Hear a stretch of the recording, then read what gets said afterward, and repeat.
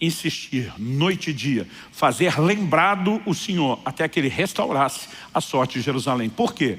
Porque Deus tinha promessas. Essa expressão de fazer lembrado não significa que Deus tenha problema de memória. Não significa que Ele seja esquecido. Não significa que Ele seja distraído. Embora muitas vezes a Bíblia use o que na teologia nós chamamos de antropomorfismo. Essa palavra grande e complicada fala de Deus usando figuras que o homem necessita a fim de poder entender aquilo que ele não tem um outro paralelo para entender. Então, quando a Bíblia diz que os olhos do Senhor passam sobre a terra, não significa que os olhos dele necessariamente sejam como os meus e os seus. Quando a Bíblia fala da mão do Senhor, não significa que necessariamente Deus tem uma forma física humana como a nossa ou como a que Jesus assumiu. Também não estou negando isso, mas não significa que seja necessariamente assim. Muitas vezes essas palavras nos ajudam a entender paralelos espirituais para os quais não existiria uma outra forma de nos descreverem. Por exemplo, estava conversando essa semana no carro com a minha filha numa viagem. Eu falei, interessante a Bíblia dizer que no dia do tribunal, do juízo, vão se abrir os livros. Porque todo o registro de antigamente, quando essas verdades foram escritas, era feito na forma de livros. Eu falei para minha filha, particularmente, imagino que se esses textos fossem escritos hoje, talvez falaria de um outro formato de registro digital. Falei para minha filha, imagino passar-se-ão os vídeos. Quando falei isso, minha filha ficou preocupada. Falou, pai, se for no formato de vídeo, só a gente vê ou todo mundo vê a vida da gente? Eu falei, você tem algo a temer? Ela falou, não, mas seria uma coisa muito estranha, a gente assistir a vídeo de todo mundo. Ela falou, é gente mais. Eu falei, tempo é o que não vai faltar na internet, na eternidade. E ela olhou para mim e falou, você está falando sério? Eu falei, não, estamos brincando, especulando. A Bíblia só fala dos livros, mas isso não significa que seja uma declaração absoluta, que seja a única forma de registro. Então, quando a Bíblia usa a expressão lembrar o Senhor, normalmente isso vem dentro de um contexto. Qual o contexto? Ou Deus fez uma promessa, e lembrar é dizer, o Senhor já assumiu um compromisso e revelou a sua vontade para ir em outra direção.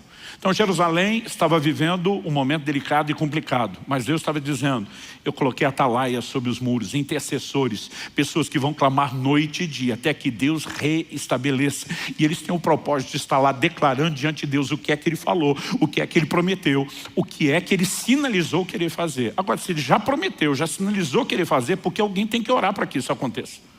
É a grande pergunta. Mas já que eu toquei no assunto de lembrar, vamos falar de alguns textos bíblicos que mostram essa ideia de que não se trata de esquecimento divino, mas de um exemplo onde a oração apresentada visa reivindicar algo onde Deus já se comprometeu a fazer. Gênesis 19, 29 diz o seguinte, assim, quando destruiu as cidades da campina, está falando de Sodoma e Gomorra, Deus se lembrou de Abraão e tirou Ló do meio da destruição, quando subverteu as cidades em que Ló tinha morado. Quando a Bíblia diz Deus se lembrou de Abraão, não está falando de um problema de memória. Por quê? A destruição acontece na madrugada, quando o dia está para amanhecer. Antes do anoitecer, no dia anterior, Abraão está diante de Deus, intercedendo por Sodoma e Gomorra. O Senhor destruiria a cidade se houvesse nela tanto justo? Deus diz, não. Abraão pensa, joguei alto.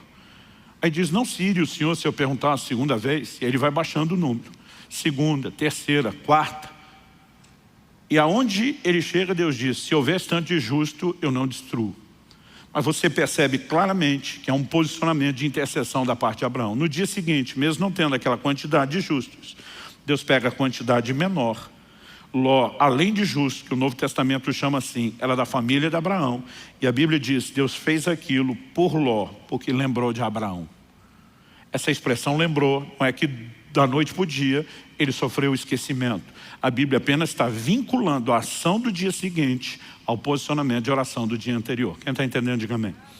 Êxodo capítulo 2, versos 24 e 25, quando fala da nação de Israel vivendo como escravos no Egito, a Bíblia diz, ouvindo Deus o seu gemido, lembrou-se da sua aliança com Abraão, com Isaac e com Jacó. E viu Deus os filhos de Israel e atentou para a sua condição. Deus já tinha dito em Gênesis 15 a Abraão, sua descendência será peregrina em terra alheia, será reduzida à escravidão durante 400 anos. Quando o livro de Atos, Estevão contando essa história diz, quando se aproximava o tempo da promessa que Deus fez a Abraão, ele começa a trabalhar através de Moisés um livramento. Quando a Bíblia está dizendo Deus se lembrou, não significa que ele tinha esquecido da pessoa. A Bíblia está vinculando que o que ele vai fazer agora está relacionado com a promessa que ele havia feito anteriormente. Nós vemos o mesmo exemplo numa intercessão de Moisés em Êxodo 32, quando ele está no monte.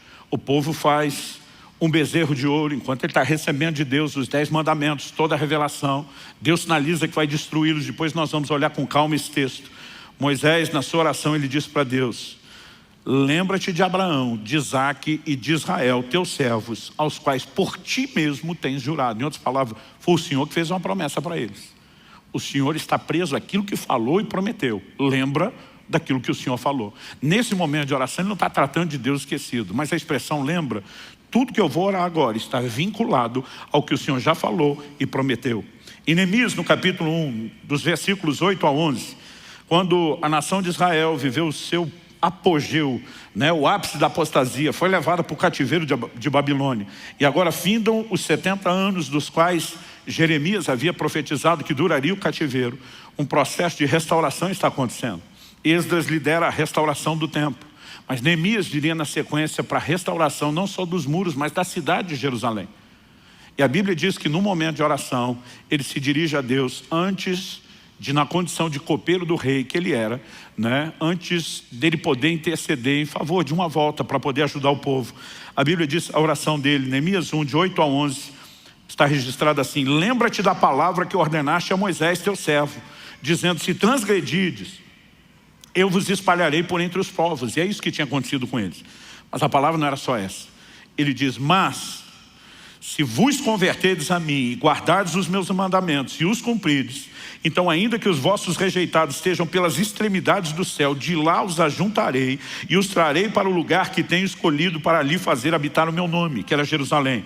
Estes ainda são teus servos. Agora ele está falando para Deus em favor do seu povo. E o teu povo que resgataste com teu grande poder e com a tua mão poderosa. Ah, Senhor, estejam, pois, atentos os teus ouvidos à oração do teu servo, e a dos teus servos se agradam de temer o teu nome. Concede que seja bem sucedido hoje o teu servo e dá-lhe mercê perante esse homem. A Bíblia diz que ele termina dizendo, nesse tempo eu era copeiro do rei. Essa expressão, lembra-te da tua palavra, lembra daquilo que o Senhor falou. Nunca tem um papel informativo, já que o Senhor esqueceu, estamos aqui te fazendo recordar. É apenas um posicionamento de reivindicação.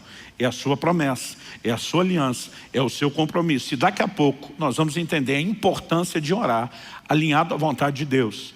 Mas em primeiro lugar, a gente precisa eliminar a ideia de que não se trata meramente de informação.